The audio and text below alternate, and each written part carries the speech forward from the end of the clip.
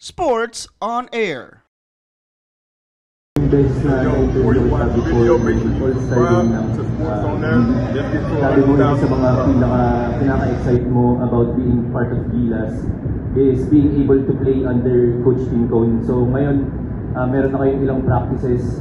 How's the experience so far? Sobrang madami ko na tulad ni Coach Tim.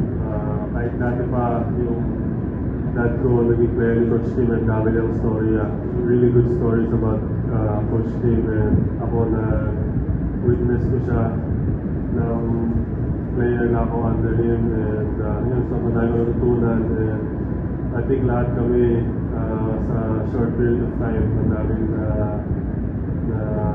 natutunan, and maraming kami i-apply pagdating sa game na parating. Thank you. Sa ngayon, maganda yung karera mo pagdating sa Gilas. So, may future plans ka ba? Kasi nga, kasama pa rin ba yung NBA doon sa mga plano mo?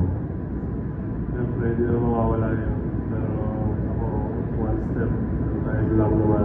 So, right now, focus muna ako yung window. Then, kung ano man mangyari after, mangyari. Pero ngayon, focus na ako sa mga practices and itong sa next 2 games na.